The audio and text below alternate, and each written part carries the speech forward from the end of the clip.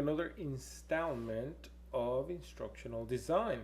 So this time we're going to talk about instructional strategies. From an academic perspective, what this means is the techniques we are going to use to design and develop any materials that are going to help us for training. But also from a productive perspective, or truly in application, in practice, instructional strategy also means the way in which we are going to organize the entire event. So what I'd like you guys to think about is two phases. And today we're going to focus on phase one. So the first phase is that instructional strategy in terms of how we are going to lay out the content. If you think about it, you realized that there was a need, you know how to fill the gap, aka develop training. Then you consulted with the clients and you did find what the objectives were. Based on that, you also ran a task analysis. Actually, you did the task analysis first, then you came up with the objectives. After that, you're also going to be crafting that content that is going to address those objectives, right? Then the next piece is crafting those materials for covering the objectives is what you guys are going to have to focus on. Is it going to be a CBT that has interaction? Is it going to be a face-to-face session that is going to have activities? Are you going to have a role play? That's the kind of strategies that the first phase is talking about. And that's what we're going to cover today. But the second phase of that is also how we are going to organize the entire event. So think about once you have the artifacts, especially if it's a face-to-face session, training session, you know you're going to deliver materials, you're going to want to run a role play or whatever activity you have, and then you have to think about reinforcement. Are you going to bring them back in? Are you going to send them to shadow with a preceptor or a coach or a mentor? Are you going to evaluate them 30, 60, 90 days into the job? Are you going to observe them? So that is also, that's what I call the phase two of strategy and instructional strategy. So today we're going to talk about the first phase. So let's dive right into it. And at the core of it, just ask yourselves, at the end of the session, you want the learner to answer the question, how you are going to apply the new knowledge, right? So you want to make sure you tie it directly to what they're going to be doing. So let's ask ourselves, what is the purpose of a strategy? Again, phase one, how we're going to conduct the training and what we're going to have the participant do. So wear the hat of an instructional designer. So think about this. You have had the time to consult with the customers, trying to figure out what's important. So your task analysis, your objectives, how you're going to evaluate what is important, what is going to tell you whether the people in the training have passed or not, right? Then you're going to spend time developing the solution and artifacts. And here, by artifacts and by solution, what I mean is essentially your training. So if it's a face-to-face training, you're going to have a participant guide, a facilitator guide, a PowerPoint deck, an infographic, etc. If it's going to be an online session, you're going to create a CBT, a video like this one, and any other deliverable that is going to help the participant or the learner go through the content. And that's what I refer to as artifacts. So you have developed those, and then your end result needs to be something that is going to guide that participant into taking that knowledge and put it into practice. So that's why I have at the end result of all of this is that participants are going to be able to apply the knowledge while on the job. So not that they are going to have an A on the test or they are going to give you a correct answer every time, but it's more of how they're going to take that knowledge and then go back to their jobs and do it right. So that's what we really want to focus on, and that's the purpose of this particular section of instructional strategy. So the development of a PowerPoint or an infographic or a CBT is only the small part of it, as I mentioned. That is your artifact, that is your solution. We need the visuals and the interactions and then the purpose. So that purpose is essentially what we're going to talk about. So there are 4 different generative strategies, if you can think about it. So the first generative strategy is the recalling, learning facts, lists, numbers, steps of procedures, etc. It's essentially repetition, so it's not really a big deal. Think about it when you are training somebody on an assembly line how to get widgets, right? So that's fairly easy. But then we have the next generative strategy, which is the integration. Okay, so that's a little bit more elevated, because now what we want to do is we want to have the participant of our training session to transform the information we're giving them in something easy to handle. In other words, we want them to take information we're giving them and transfer it to long-term memory so that it sticks with them. So when they go back to the floor and they're doing something, they recall, this is blue, this goes left. This is red, it goes right. So we have to think about how they are going to transform the information in their minds so that it sticks with them, and when they are doing the job, they can recall it. And that's the whole reason why we need to think about how do we get that real estate space in long-term memory. The problem with short-term memory is that that information is going to go away quickly. And so we don't want that. So that's why we needed to find a place in long-term memory, at least for the time and the duration of their employment, so that they can remember.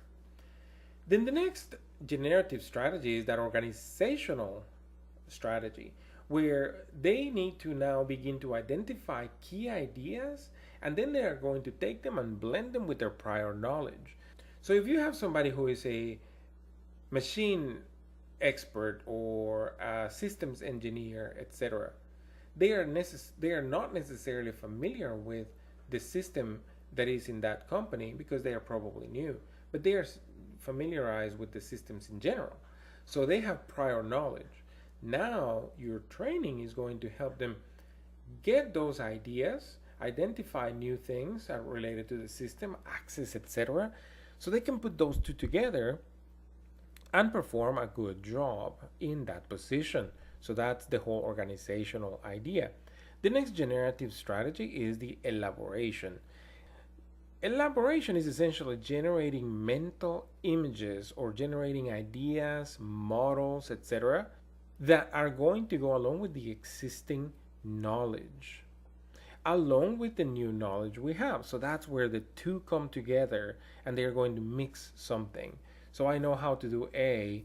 Well, there is another version of A. There is A.2.0. So what does that mean? Sometimes it's upgrading knowledge. Sometimes it's integrating new knowledge. And that's the elaboration. So how we have talked about before, think of Bloom's taxonomy, that it has levels, and the higher you go into the level of thinking, the harder it becomes and more demanding from a cognitive perspective. So the strategy is very similar. Elaboration is definitely stronger than recalling. Recalling is very simple. It's memory, easy, right? Okay, so now let's talk about the instructional strategies as it relates to the performance types. So we are going to have 6 different performance types. Let's go through the first one. Performance types, facts. So we have 2 kinds. We have the concrete and we have the abstract. So when you are designing any kind of training and artifacts for that matter, you have to decide whether you're dealing with information that is concrete or abstract. And here's the reason why. So when you have something that is concrete, like lists of things, objects, etc., it's very easy for the learner to understand that and capture it, visualize it, and then realize the order of things. When you're talking about something abstract, in other words, you're asking the trainees or the participants to learn something that they cannot touch, see, or visualize, they're going to have to imagine it. When you start talking about things that are not visible, that happen internally in a process, or like combustion, etc., then you have to think about ways in which you can help them acquire that knowledge. If you look at the textbook that we use, you're going to realize that we have an example. Apple Macintosh computers are red. Okay, so that's technically a fact because when you look at a computer, you see the color red. That's easy. But when you're talking about an abstract fact, such as it's best to wear safety goggles when performing any kind of physical activity, such as cutting branches, etc. The problem is people are not going to be able to see what happens if we are not wearing them. We don't want them to have any problems with their eyes, right? So that is an abstract fact. And we're going to talk a little bit about attitudes later, but this is a fact. So you have to help them visualize it. Of course, we can show a picture of the consequences, but that's not necessarily PG-13 or even G-rated.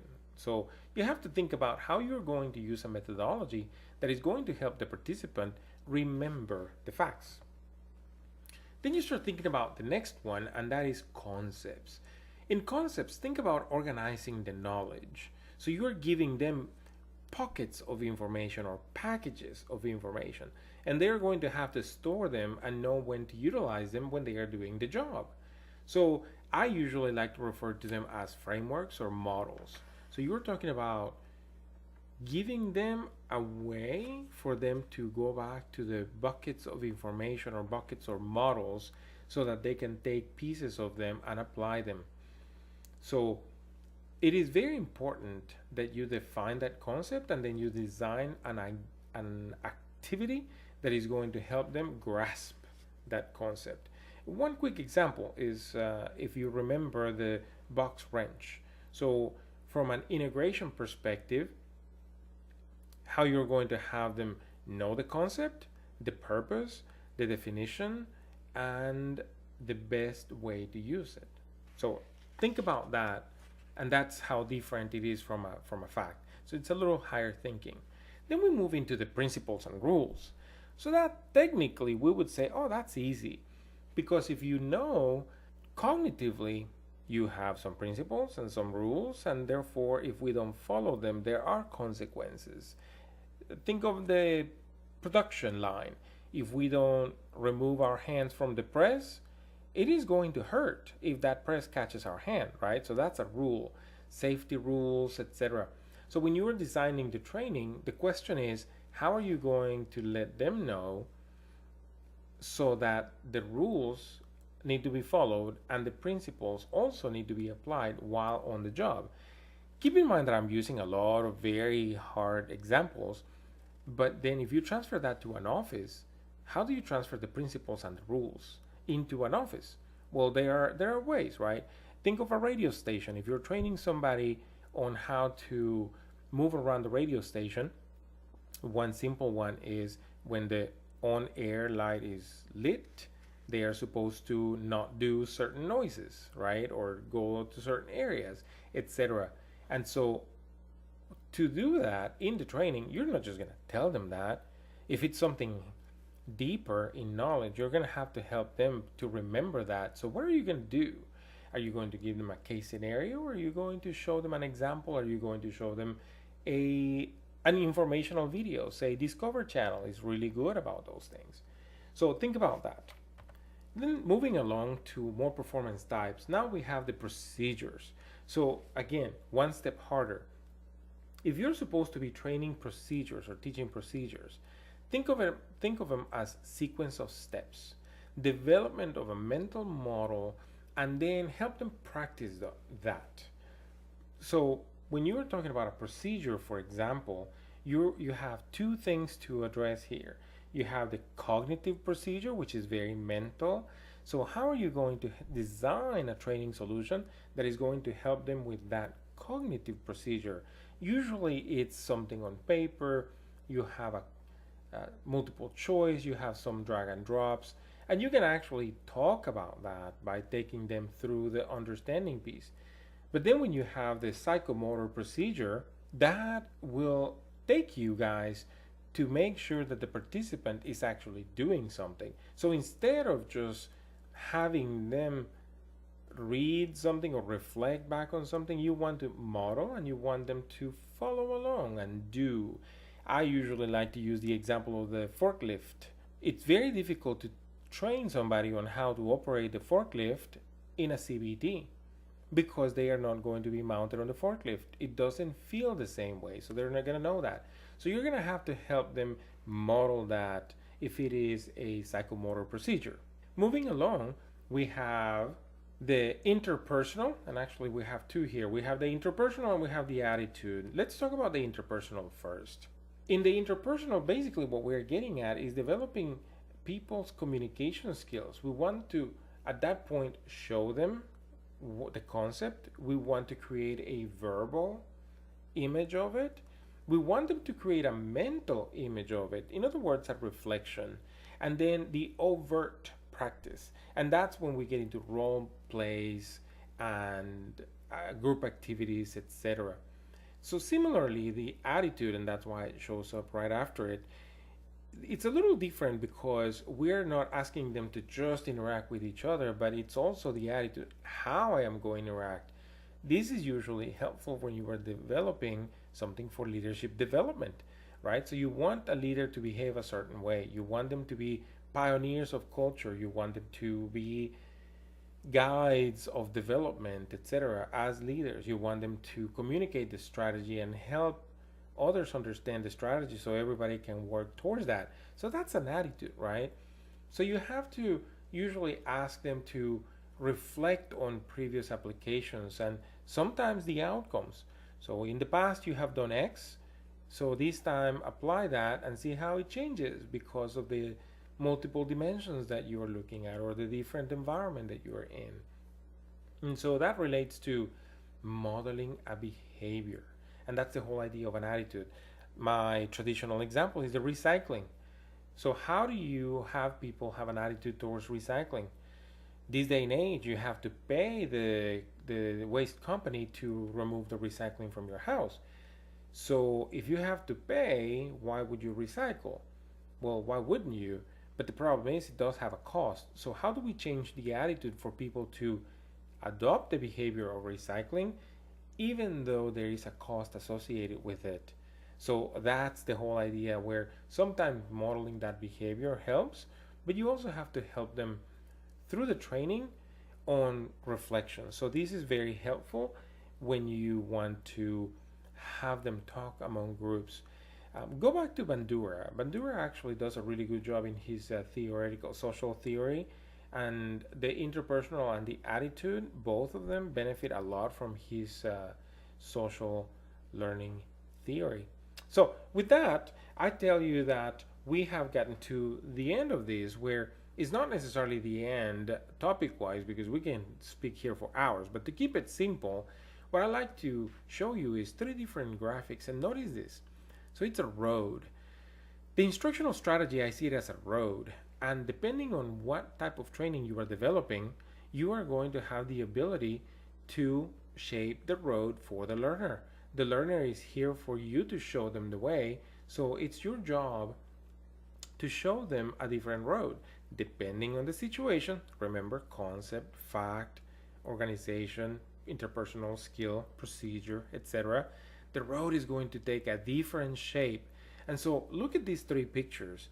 Each road is different, but at the end of the day, what you're trying to create is a learning experience so that the participant at the end of the road has the knowledge, so when they go back to their job, they can perform well. And sometimes we really want them to perform better, right? So with that, I leave you on some reflecting thoughts, is how you're going to create that road and shape that road or present that road to the learner. And most importantly, how are you going to communicate to them how to take the knowledge you are giving them and use it every day. Thank you guys for joining me today, and I'll see you next time.